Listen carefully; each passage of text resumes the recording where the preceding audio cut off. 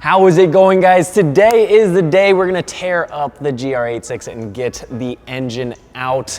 If you guys didn't already know, this engine's blown. Got misshifted out on the track, which means it got over revved, probably spun a bearing, found a bunch of metal in the oil pan.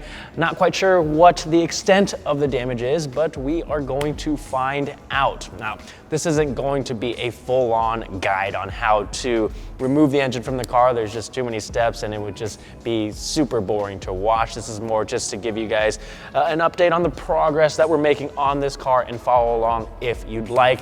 Honestly, it's pretty straightforward. Just make sure that everything's disconnected from the engine, get an engine hoist like this, and pull this thing out. Easy as that, right? First thing I'm gonna do is remove the front bumper to make sure that it doesn't get scuffed up from the cherry picker or anything like that. There's just bolts and pop clips up top, in the wheel wells, and underneath. Once I have all those removed, I should be able to pull it right off.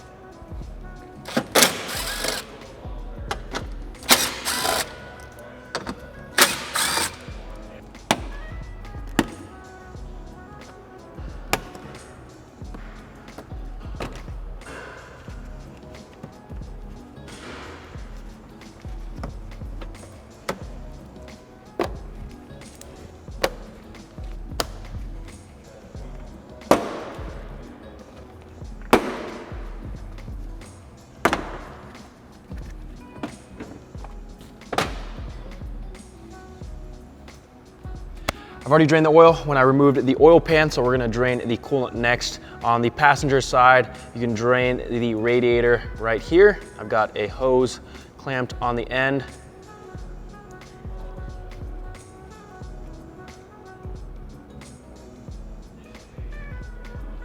I've got the coolant drain, so I'm gonna work on getting this battery out of the way.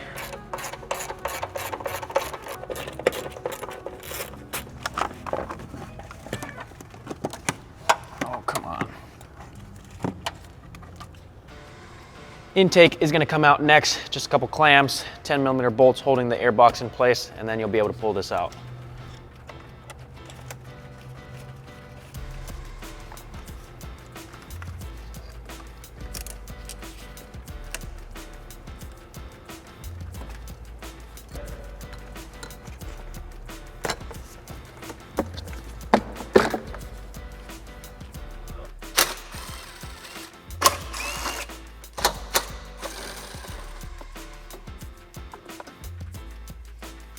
So at this point, we've got a bunch of hoses, lines, and harnesses that we need to remove, as well as the bolts that are holding the transmission to the engine.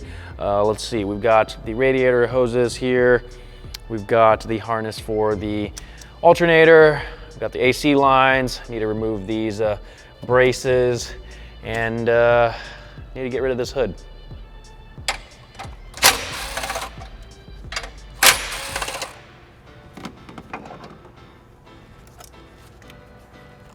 Oh, Jesus.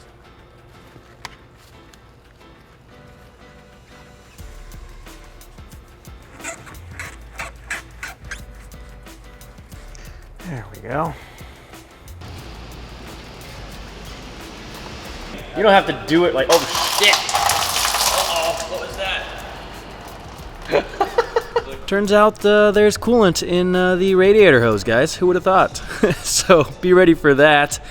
While I'm down here, I've already disconnected, let me brighten this up for you, disconnected some of the other hoses on the back side of the engine, and then I'm going to also start loosening up and taking out the bolts and nuts that are holding the transmission in place.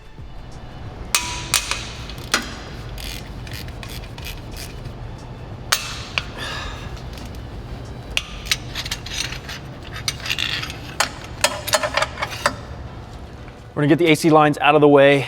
If you have not discharged the refrigerant from your AC before doing this, once you loosen these bolts, it's going to just come out. If you care about the environment, you should probably get that professionally discharged. I've already done so on this car, so it shouldn't leak out any once I loosen these up.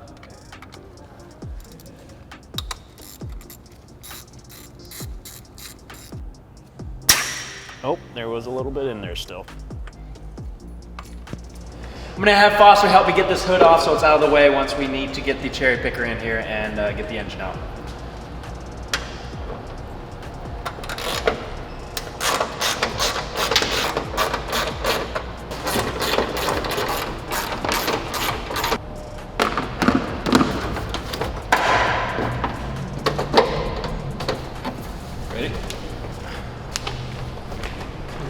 Essentially all we have left is to disconnect all these wires, make sure they're not clipped onto the engine. Got to remove the slave cylinder, and there's one more bolt for the starter, and then we need to figure out a way to hook up the cherry picker to the engine and get this thing out of here. We're going to disconnect the ECU over on the passenger side. These are really satisfying to unplug. Make sure you're careful with these though. Don't want to bend any of the pins. Come on.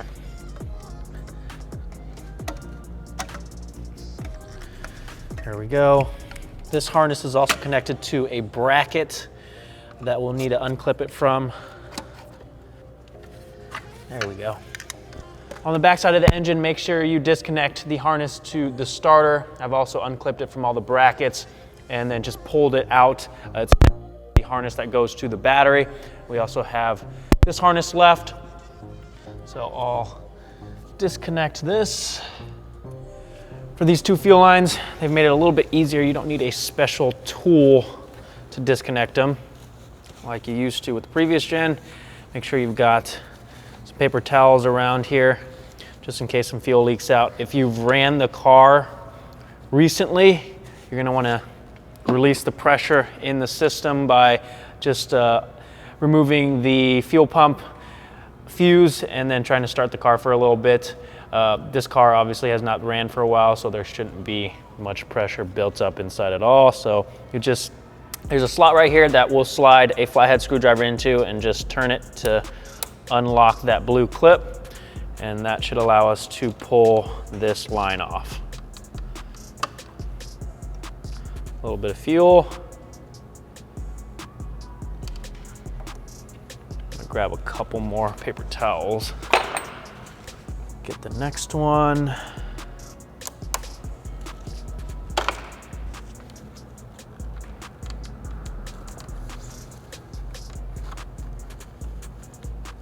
All right, then we'll move these out of the way. Wipe up any leftover fuel. Slave cylinder on the transmission is going to be two 14mm bolts. Make sure that after you remove this, nobody steps on the clutch. We'll just kind of move this out of the way.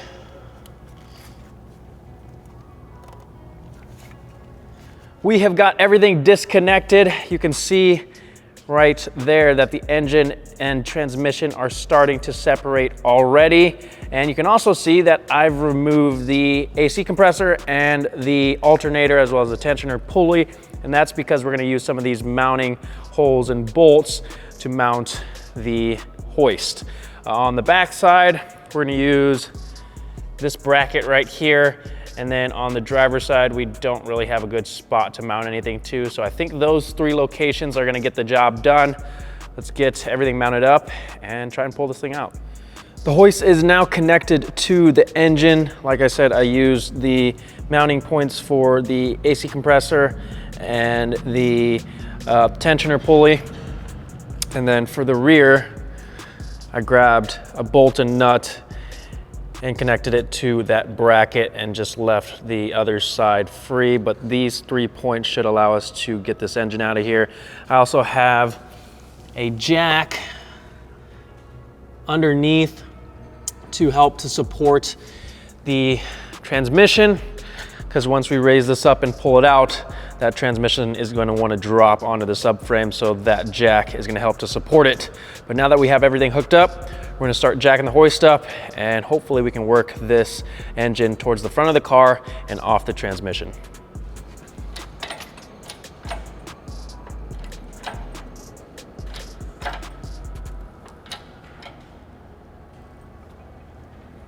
I'm going to carefully use a crowbar to try and separate the engine and transmission.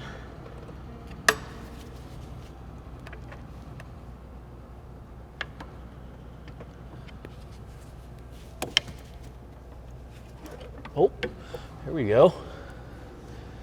We'll just keep wiggling it back and forth. Essentially, there's two studs on the bottom backside of the engine that the transmission is on right now. So once we slide the engine forward, those studs will come out of the transmission and we'll be free to jack the engine up and out of this engine bay.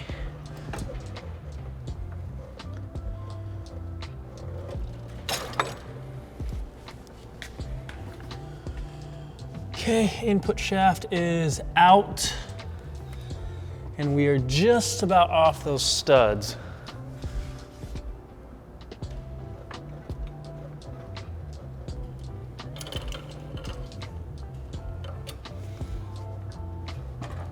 Okay, we did it. The engine is separated from the transmission. You can see the transmission there. You can see the two studs. Let me brighten this up. Here's one of the studs down there and the other one over there. That's what it was holding it in place. So we got those out of the transmission. Now we just need to jack this up and push it back, and then we'll put it on the engine stand. Up she goes.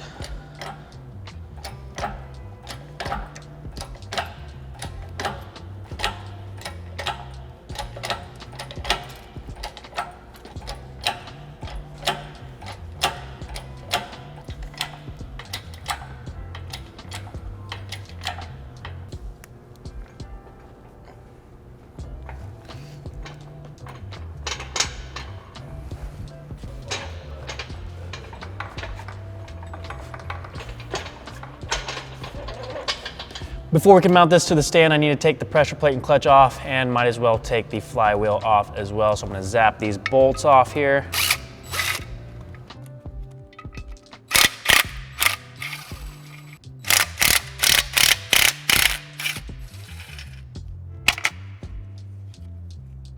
There we go.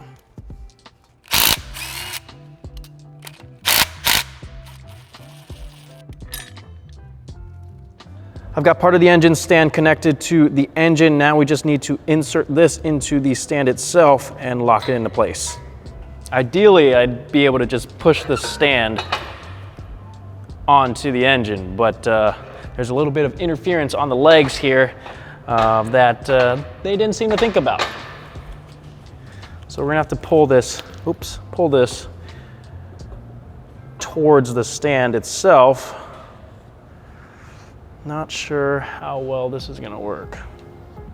All right, I'm gonna try something different.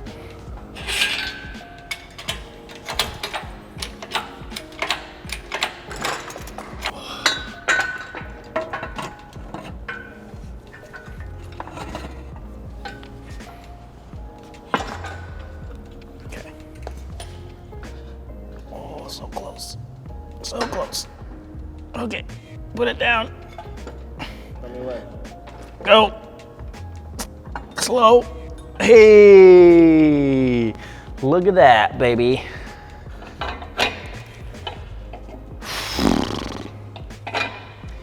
The engine is officially out of the car and ready to be torn apart, which honestly, I'm not looking forward to. But let me know what you guys think we're gonna find inside. That's gonna wrap it up for today. We'll do a whole other video covering the engine teardown. In the meantime, if you guys wanna check out more GR86 content, check out my personal channel. I'll link it up above or down below, maybe both. But thank you guys so much for watching. I'm excited to get this thing running again, and I'll see you guys next time. Slow. Hey, look at that, baby. We did it. Oh, wait, stop it, stop it, stop it.